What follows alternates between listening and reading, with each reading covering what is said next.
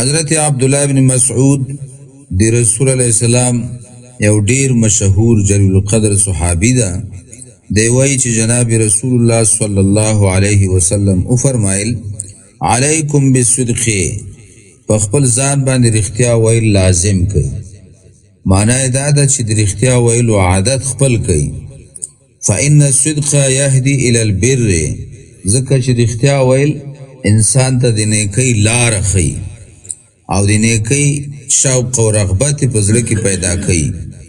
وإن البر يهدي إلى الجنة، او نیکی انسان ته د جنت لاره ورښیي. وما يزال الرجل، او همیشه وي یو سړی یصدق چې رښتیا وایي، یعنی همیشه په خپلو خبرو کې رښتیا وایي او له دروغو نه ځان ساتي.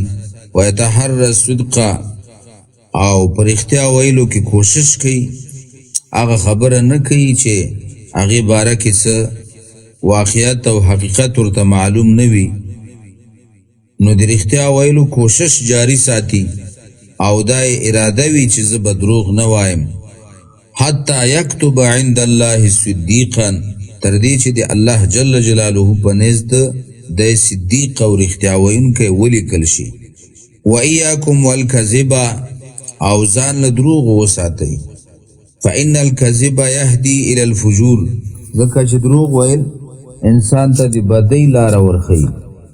وإن الفجور يهدي إلى النار، او بېشکه بدی او بد کارونه انسان ته د دوزخ لاره ورښیي، معنی دا د دوزخ ته رسوي. وما يزال الرجل يكذب ويتحرى الكذب حتى يكتب عند الله كذابا، او همیشه وي یو سړی چې هغه دروغ وایي او په دروغ ویلو کې کوشش هم کوي. حتی یکتب عند الله کذابا، تر دې چې د الله جل جلاله په نزد دی کذاب ولیکل شي.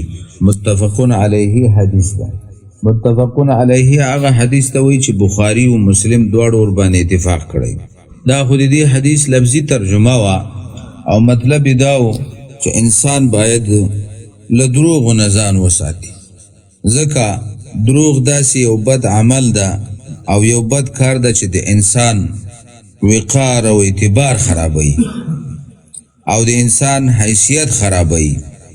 او که یو وارې سړی په دروغو باندې مشهور شو، نو که هغه بیا رښتیا خبره هم وکړي، خلک ورباندې د دروغو ګمان کوي، وایي چې دا خبره چا کوله؟ فلاني کوله. نه، هغه خو ښې دروغجن تیار مشهور شوی که نو څوک په خبره باندې باور نه کوي.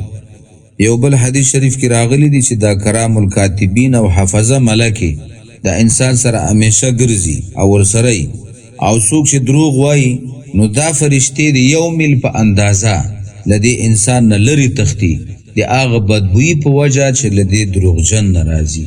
الله پاک دې موږ تاسو ورنه وساتي.